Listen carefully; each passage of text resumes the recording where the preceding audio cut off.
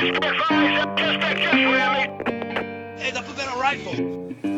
Drop the gun! Oh, shit! I'm hit. I'm okay. I'm okay.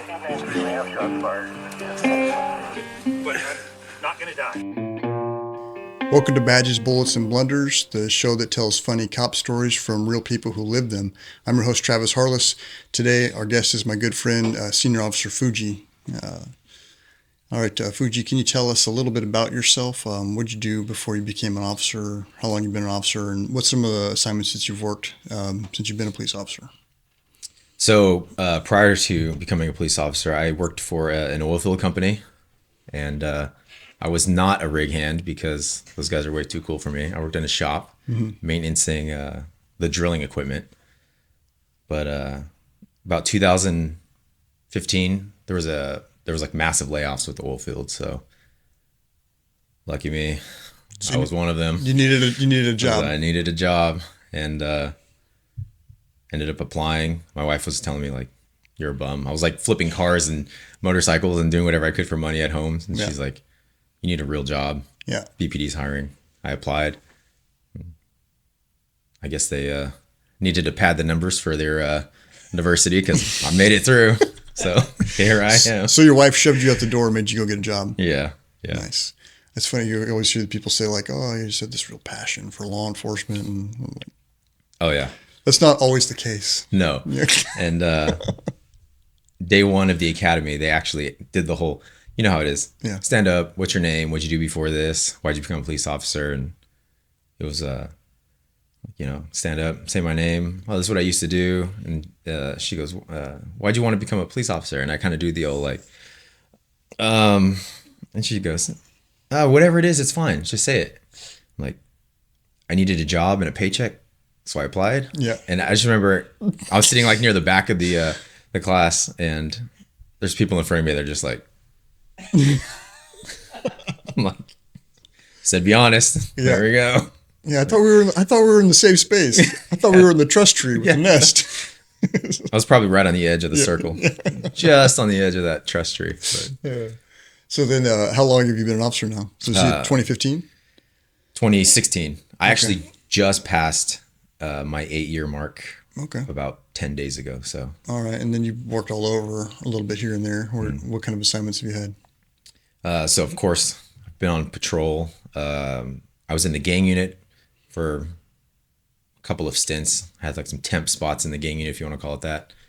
I'm an FTO. I'm on the EVOC squad, PT squad, SWAT team. Yep. And then currently I'm in Impact, which deals with the homeless population. Yeah. There you go. Apparently there's an issue with that. There's one or two homeless people around here in California.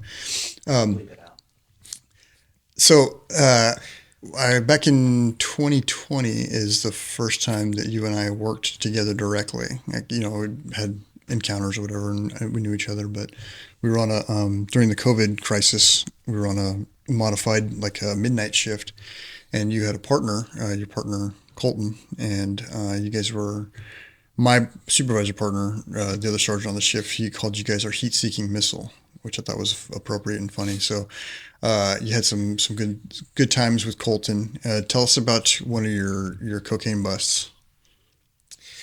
Yeah, so we ended up stopping this car near one of the parks here in town. Guy's got a bunch of cocaine for sale, and we ended up calling the sergeant because we're like, hey, we want to go do a rollback search on his house. Yeah. I think he's on probation or parole. I can't remember which one, but we're like, we're going to do a rollback on his house. Most people that are selling will usually carry firearms. This guy did not have a firearm, so we're like, it's probably at the house. So call the sergeant over and run it down to him. Like, yeah, we were driving over here and we see this car, pull it over. He's on probation or parole, and pull him out, search the car, find a whole bunch of cocaine. So we want to go hit the house. And he kind of like looks at us like, so what really happened? And he's like, So we were hitting him up on Instagram because he was selling cocaine on Instagram using a burner account. And hey, man, I want to buy it. Come meet us at this park. Yeah. And we just basically intercepted him on the way to the park and Yeah. as far as he knows, I would imagine. Yeah. We were just It didn't patrolling matter. the area. It Yeah, didn't it was one matter. of those like, Burner account anyways. yeah, burner account. Yeah. So Then the sergeant you're talking about, he was my partner on that shift, and apparently he didn't see or he saw right through your bullshit. yeah. We probably should have known better. That was Yeah. we'd been on the ships a little while, and Yeah. just knowing him from working with him, and I could tell, like, right as we're starting to tell the story, he's just looking at us. Yeah, like, he's like, okay, now what actually happened? Yeah. That's funny. I mean, technically, that sort of happened that way. There's just some extra detail there. yeah, fluff. Speaking of him, so his wife's friend had her car stolen during that same time frame. This sergeant, his wife, her friend had her Lexus, whatever SUV. You're a car guy, you know what it is. Yeah, it was like an NX 200 or something. Yeah, and so she had, I don't know how she was able, some sort of way she was able to track it through an app or whatever, and she was able to find the location of it. But she wanted to ask if we could recover the car, and so he tells his wife, or tell a friend, like, hey, I got just the guys that I can send to find this car, but I can't promise you that it's going to come back in any condition that you're going to want to drive it after you get it back. And so she was good with it. She just wanted us to catch the people who had stolen her car. So then, anyways, he gives this assignment. He tells me, he's like, hey, I'm going to tell Fuji and Colton to go and track this car down. I'm like, that's a great idea. Well, then I don't know if you knew this, on our end, we had forgot to mention it to the OIC and to the watch commander that we were going to be doing this. So the car was at a different side of town that was out of our jurisdiction where we were supposed to be operating. And you guys were getting into a lot of pursuits and a lot of stuff all the time. And so the first time the watch commander hears about this is when you guys are on the opposite side of town in pursuit of this stolen car. And so we had a little bit of explaining to do on our end. But anyway, so why don't you tell us about how that happened? Yeah, so we're in briefing. Briefing clears, and the sergeant does the whole, hey guys, come step over here. I got something for you to do. He runs it down like, hey, our car was stolen. I need you to find it. And we gave the same, because the expectation is the same. So we give the whole, she may not get it back the way it was taken. And he's like, oh yeah, I mentioned that. She's fully aware.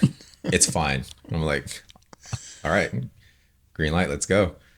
So there's a certain areas in town that are known to be people with stolen cars go there. Yeah.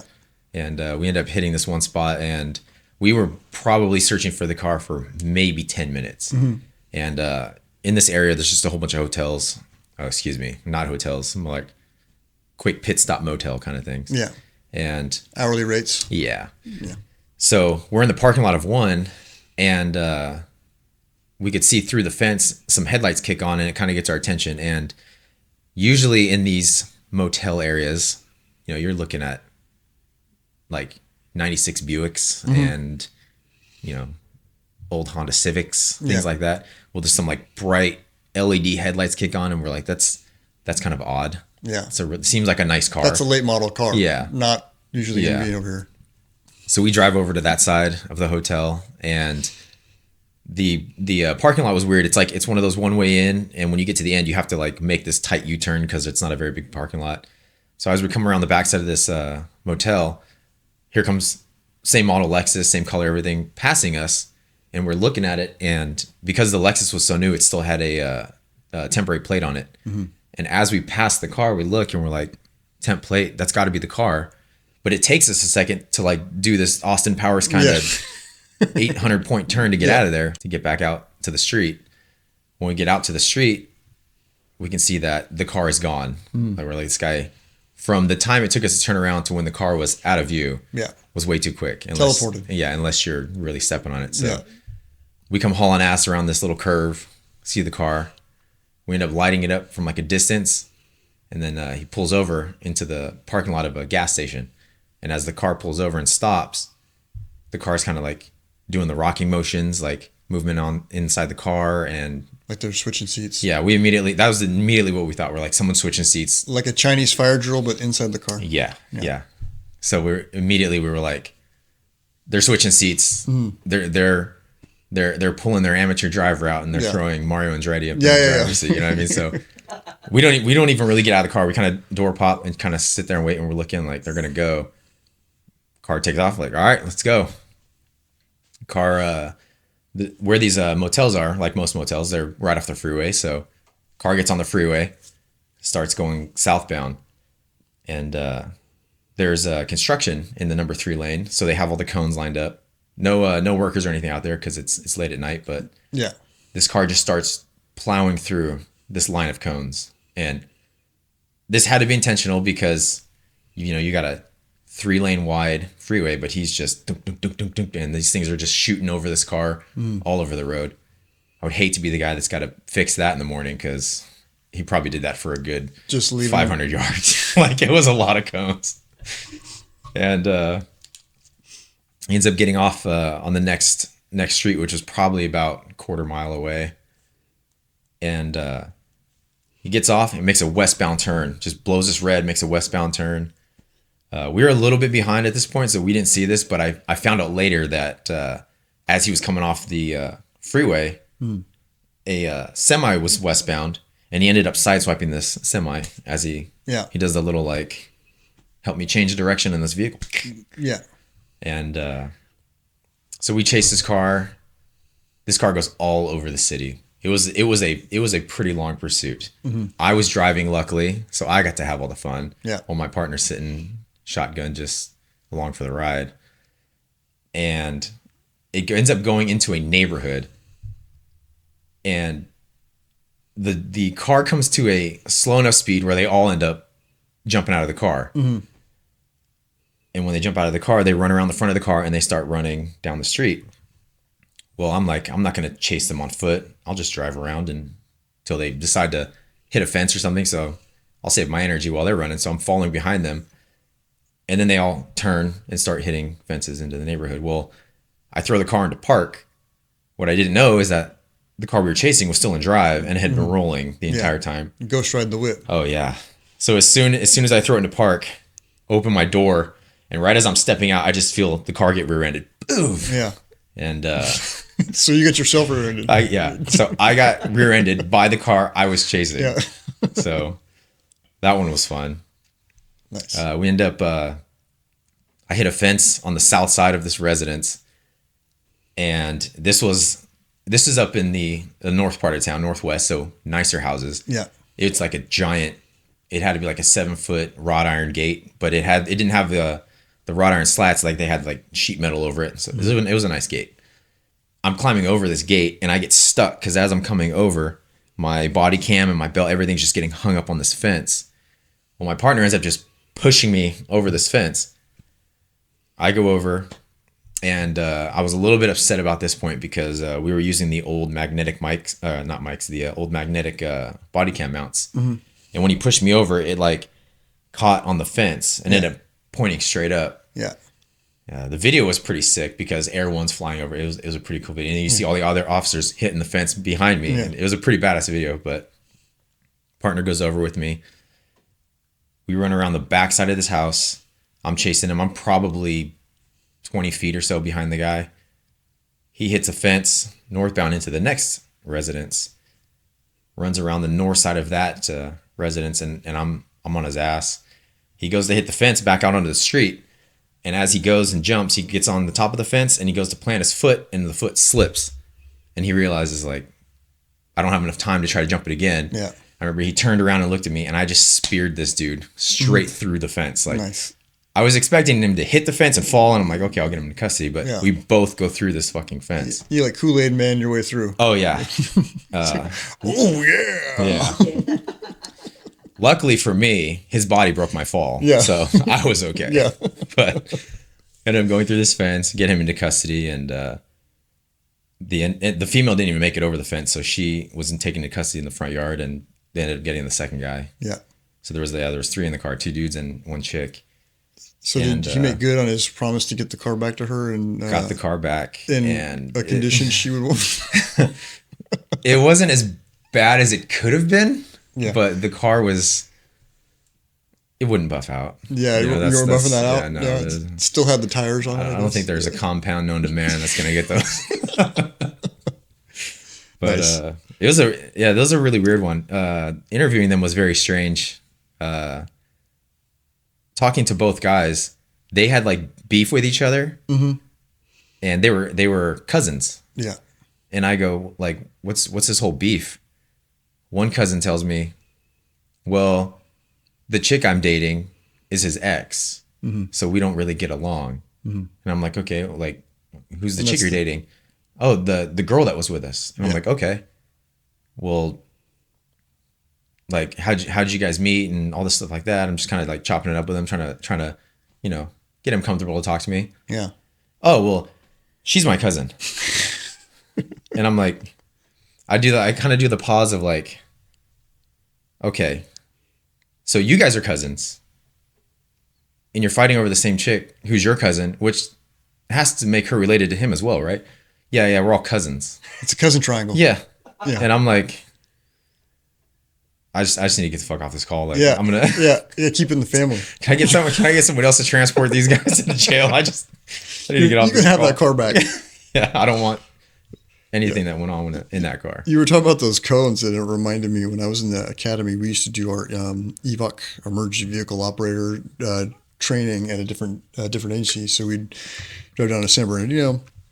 We do our training there, and it was like it's like a week long or 3 day long class, I guess. And there was a guy I went to the academy with. His name was Daniel, and he had been out drinking the night before. And when he came in, he was a little hungover, and it was the first day of the driving part. So we did like all classroom the first day, and then they're doing the driving part. And there's the accident avoidance. So you like, get going at what's the speed you drive up to on accident avoidance? You're an e-bike guy. For us, we do up to 40. Yeah, so whatever that is, and then the light will come on either right, left, or center. And if it's a right or a left, you have to turn into a little cone lane, and it's all lined by cones, and you have to make the turn and then turn back in. And it's a test your reaction speed or whatever. Well, there in San Bernardino, they had an inmate who was in charge of if you made the turn, you knocked over like 1 or 2 cones, he would come from behind the barricade and he would reset the cones for you, and then you'd go back behind the barricade. And so Daniel, he's first up in line, and I'm like right behind him, and we're getting ready to go. And you're supposed to go like 35 or 40, and like the light comes on, he just punches it, and he's going. I'm like, dude, he's going too fast. Like that's too fucking He's going fast. really fast, yeah. Right? And so the light comes up on the right side, and so he goes to make the turn, and we're back in Crown Vics at that time. So he goes to turn to the lane, and immediately loses it and gets sideways. And then he starts counter steering to correct, and he has to counter steer a couple of times. Well, he does this like back and forth fishtail across the entire right side, and like, dude, he bowled a fucking strike. Like every fucking cone just annihilated, and like this poor little inmate comes over behind the barricade. He's looking like, what the fuck, man? Yeah, I'm gonna earn his canteen that day. Oh yeah. Oh man. Anyways, talk to us about. We arrested a guy hiding in an attic one time. He was present for this one. This guy had done a pretty heinous crime. He tried to kill a baby that was the mother of his kid. She was like 8 months pregnant, and he tried to kill the baby while it was in the womb. And then he was on the run for a few days, and you guys ended up finding him. Tell us about that arrest. So I think it was SU, our gang unit, ended up finding the guy and locking him down to the house. And me and my partner are like, oh yeah, let's go out there. This sounds fun. So search the house, search the yard, everything like that. Nothing. Guy's not here. And SU is adamant, like, no. He ran inside. We've set the perimeter up. We locked him down. He's got to be in this house. So in the hallway, there's a chair that's tipped over.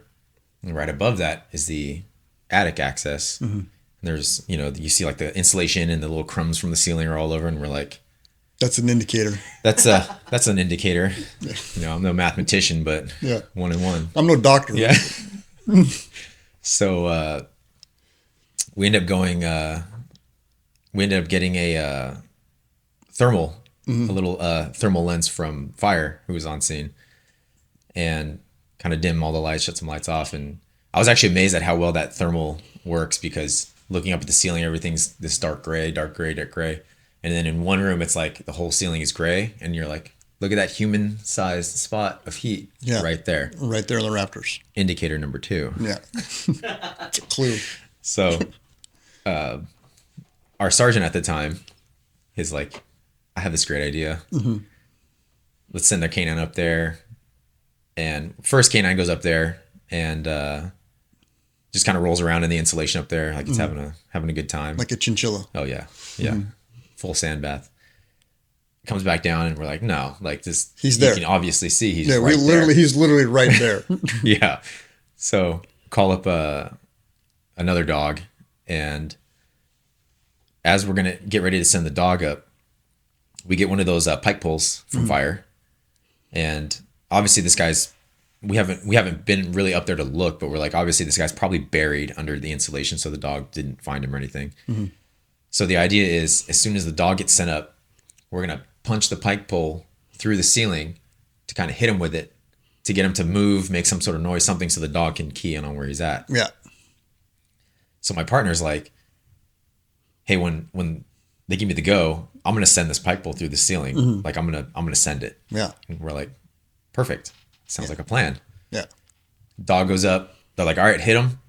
My partner goes and like fully forces this thing through the ceiling, and it only budges 4 inches into the ceiling, and like you hit something hard, and you just hear this like ah, and then the dog engages, and it's just Indicator number 3. The dog engages, and it's just for us. We're like sitting in this room. The attic access is in the hallway, so we hear the thudding and stuff, but we hear all the dog barking. We hear all the noises from up there coming from like outside the room. But he was taken into custody on that one, definitely, because some fire, some assistance from fire and their thermal imager. Yeah. And some of their tools, unconventional. Yeah, I've been thinking about that one for a long time. Yeah.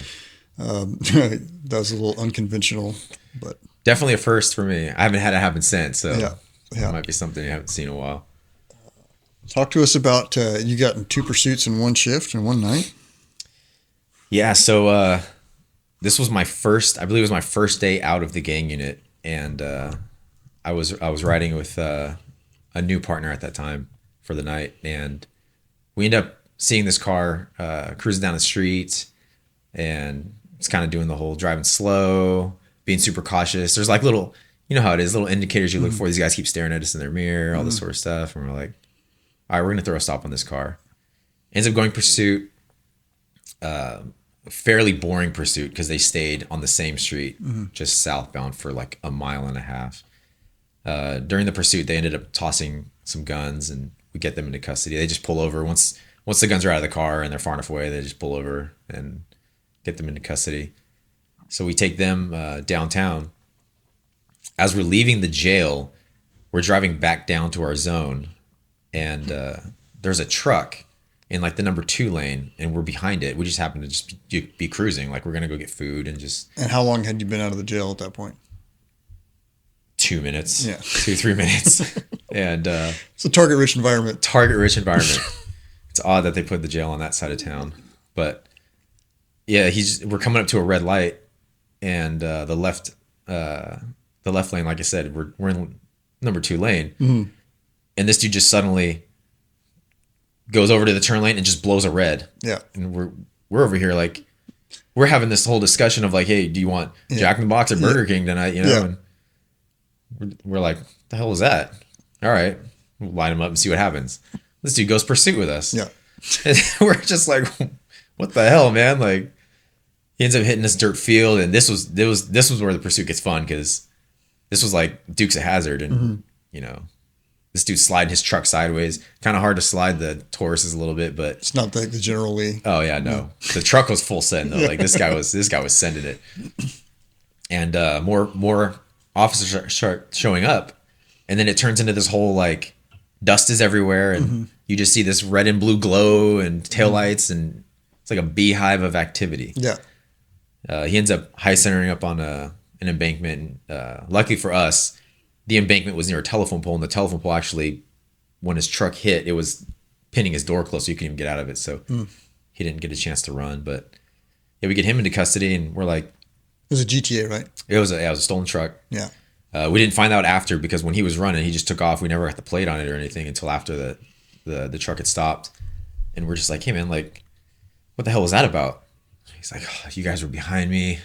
I know you were running my plate. Like, you were going to find out it was stolen. All that. And we're like, dude, we were doing nothing with your truck. We were just cruising to go get food. I was talking about 99-cent tacos at Jack in the Box. We're like, am I going to get egg rolls tonight or not? I mean, obviously I was, but he was like, yeah, and he's like, I know you were going to stop me. And he just got nervous and ran. It was like, Nice. That's an indicator. oh yeah. It's like origami. This dude just folded under pressure. All right. I was present on this one. So one time you got in a pursuit and something happened with your car. Yeah. A little Something little happened something. with your car, your patrol car. Yeah. Tell us about that. So this was before I was in the gang unit, but the gang unit was chasing a vehicle, and me and my partner were leaving the hospital, and they're putting out the traffic. You know, we have a failure to yield, we're westbound and all this stuff. And right as we come out of the hospital, because you don't get reception very well in the hospital, so we don't really hear it initially. But as we come out to our car, we start hearing this code traffic going out, and then the streets are putting out, and we're like, oh, that's like 4 blocks west of here, or 4 blocks east of here. So we just go and set up on an intersection that's right outside the hospital. And they put out that the car was blacked out, and they ended up losing sight of it. And we're just waiting, and here comes some blacked out car over the crest in the road and flip on it. We chased it for maybe 4 or 5 blocks. Mm-hmm. He ends up hitting a dip and loses control and rear ends a parked car on the side of this house. And dude, foot bails. So we jump out, chase him around this house. And he ends up, there was a dog in the rear yard that was running to the northeast corner of the yard. Mm-hmm. And I'm like, the dog's chasing this guy. So I run to the northeast corner. I climb up on this fence, and I'm like kind of looking around like, I don't see this guy. I don't hear anything. And then there's like some commotion behind me. So apparently he had went south, and the dog was running away from the guy, not running towards the guy. And the dude ends up hitting the fence back out to the front yard. I run out, hit the fence in the front yard, and as soon as like my feet hit the ground, I look up, and my patrol car just takes off. And I'm like doing the math in my head, like, I'm here, my partner's here. Mm-hmm. Where's my car going? Yeah. And the homeowner's like, he just stole your car. And the feeling in my body was like the blood had just drained from everything. Like that feeling of like, oh no. You know, and I'm just watching the car going down the street. I'm just like, oh no, this is going to be bad. Yeah. He ends up hitting a dip, and this has to be the biggest, deepest dip in the city, because this car gets fully airborne. Yeah. It looked like an aerial firework went off underneath this thing. Like it was just sparks, like, and I'm just looking at this car, like just looking at the taillights, like, oh man, this is going to be bad. Yeah. And I go to get on the radio, and as soon as go to get on the radio, there's another officer that's trying to put out a perimeter. He's like, this long transmission. Hey, let's get a car set up on this street. Let's get a car set up on this street. And I'm over here like trying to put out, hey, you stole my car. And I'm getting covered on the radio and everything. And we don't need a perimeter. Yeah. The perimeter has changed. So there was like a little break in the radio transmission. I ended up getting on there, and I'm like, I need the radio. And then I put out, he stole my car and everything like that. And they ended up tracking it with the GPS. And I'm pretty sure that's why he stopped, because he only went about 2 or 3 blocks and ditched it. So one of us got on and asked what the GPS location of it was. And I'm pretty sure he was like, hear it on the radio. Yeah, I'm pretty sure he was like, oh shit, GPS. Yeah, they're gonna track me down. Pull over, and this thing's got EPS. Yeah. But that car, that. So and I was like, dude, this car was a nice car. It had like 10,000 miles on it. It was like clean. It's like never been in a wreck, and I took such good care of it. And until that day. Yeah. But it's kind of like the GTA you guys chased. You didn't get it back in the condition you really wanted. Now, through training and experience, I know how the owner of that Lexus felt when she saw her car after that. But yeah, he apparently when he hit the dip, he didn't hit it like nice and square. He kind of hit it at an angle. And when I get to the car, I'm just checking mainly for the guns, because we have like our rifles and shotguns in the car. I'm just making sure everything's still there, because that's the last thing I need is for a gun to be missing. But I go and I open the driver door, and open it, look inside. I'm like, all my stuff's here, guns here, everything cool. And I go to close the driver door, and when I slam it closed, it just kind of goes and opens back up again. And I'm like looking like, is the seatbelt hanging out that stopped the door? And I'm looking like nothing's blocking it. I'm like, this door will not close. So I end up driving the car back to the station, holding the door closed as I'm cruising. I later found out that when you hit the dip, it just twisted the entire car. Yeah. Yeah. So much torque. The chassis twisted coming off the line. But the garage hit me up and they were like, yeah, we're going to have to total that car. And I was like, oh, man, it was a clean car. I felt so bad. They give you a brand new one after that? Probably not. No. I don't know what was worse. The feeling of that moment of seeing the car drive away. Yeah. Or the shit talking I endured for the next 2.5 years, it was like for forever. Oh yeah. It probably won't ever stop. Yeah. That's good. That's hilarious. Talk to us about the time you misjudged the distance on the fence. Yeah. Oh. So me and my partner, we're just cruising down the street looking for any good stops that are out. Mm-hmm. And I remember I saw a little like red, it was like a Nissan Sentra or something. Mm-hmm. And it's coming up to the intersection as we're coming up to the intersection. Light's green both ways, so we're like all kind of passing through. And right as this red Sentra passes, there's another red Sentra, identical, coming towards it. And I make the comment like, oh, check that out. I was like, it's like a glitch in the Matrix. You got two of the exact same cars. Mm-hmm. And my partner is like, he goes, flip on that second one, flip on the second one. He had spotlit it and he goes, flip on that car, flip on that car. And I'm over here like still thinking about the Matrix. Yeah. And I'm like, I'm like, what? So I'm kind of delayed. I'm like, what? And he's like, yeah, flip on that car. So I'm like, okay, flip on the car. They both had made a northbound turn, but the first one is just cruising. The second one just starts hitting a parking lot. And that's when I'm kind of like, oh shit, like that guy's running. So chase him. We go into this parking lot and then there's like a little, there's like a grass field on the north side of the parking lot and he pulls up into that. Footbells hits a fence. So we pull up. I go northbound over this fence while my partner goes westbound. Mm-hmm. We're like at the corner of this little grass area. Well, the fence is a normal 6-foot wooden fence. On the side you start on. The side I start on. Yeah. I climb it. And as I jump down the other side, it was kind of dark, so I didn't really see. But apparently there was like a 4-foot cinder block wall. Yeah. And then the 6-foot fence. Yeah. So it was a little further than I anticipated. Mm-hmm. And it was like one of those slow motion, like when you're falling and you're like, I should have hit the ground by now. Why have I not hit the ground yet? And then when my feet actually made contact, I kind of landed on my heels. And I did like the reverse worm, was like heels, ass, back, head. And it was like body cam shoots off, magazines go out this way. My belt, the buckle just goes, and like all my shit just goes flying. And I remember sitting up and it was such a bad pain in my body. It was one of those, I sit up like, ugh! And my buddy's like looking over the fence like, are you good? I just do like I'm okay. Collecting my thoughts and all my gear. And that's when I learned you should probably know how far it is on the other side, because we run into that a lot of yards that are kind of elevation changes. Yeah. But did you guys catch him? We did not catch him, which was weird. Because he ended up getting up on the roof of a house and we set up this perimeter and we're like watching this guy and people are putting up the perimeter, but you know how everybody wants to get the guy. So when he jumped down off the house, everybody on the perimeter ended up converging that way, and he must have squirted out somewhere. But we were a little upset about that because he was locked down on the roof. And so you just had a gear bomb explosion for nothing. Absolutely. Nice. All right, talk to us about Check the Welfare. We had to kick some old lady's door. Yeah. So,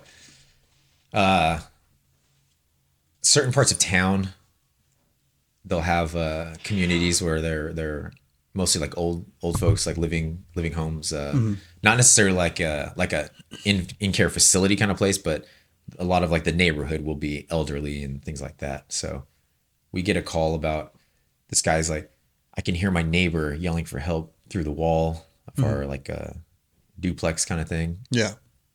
So we get up there, me and my partner, and then we had another 2-man car roll up, and we go up to the residence, and you can hear her yelling, not really yelling, kind of, you can hear her asking for help through the wall.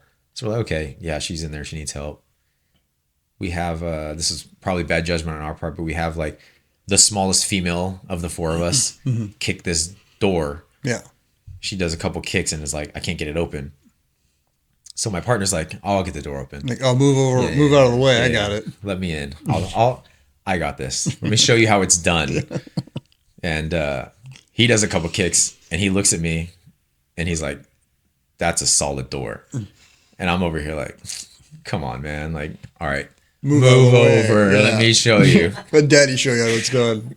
And then I throw a couple kicks in there and I'm just like, that's a solid door. Holy shit, that is a solid door. So we were like, we'll just kick it at the same time. So we like arm over each other's shoulders and we're like, all right, ready? And we're both just kicking like, it took probably another 6 kicks to get this door in. The walls of the front of this duplex are like shaking and the windows are like, like we were worried that the windows are going to blow out before this door opens. We finally get it open after like 6 kicks. This thing comes flying open. Right as it flies open, there's a lady standing inside the residence, like 15 feet in the door, just standing there. And I remember rewatching my body cam footage. As soon as it flies open, I'm just like, oh shit, dude, there's somebody in here. Yeah. And my partner's just like, hello. Like this is the most animated hello. Yeah. And we're like, hey, do you live here alone? She's like, no, my roommate lives here. Where's your roommate? She's in her room. Have you heard from her or anything? No, she should be sleeping. Yeah. Well, let us go check on her. Open the door. She had fallen off the bed and was like wedged between her bed and like a dresser. She's just like fully like side planked in between this thing, just yelling for help. Yelling for help. The world's worst roommate.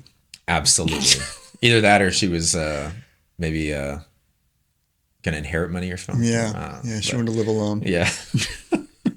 Yeah, my roommate's here. God, she's always screaming for help. Yeah. Hate her. Oh, this is just another cry for help. Oh man, don't worry, she does this all the time. Yeah, that's funny. Oh yeah, it's just all the weird shit you see on this job. Yeah, it's nothing but weird shit all the time. Oh, all right. Well, Fuji, thank you for coming out and talking to us. Really appreciate it. Oh, appreciate you having me. Thank you for everyone for listening, and stay frosty.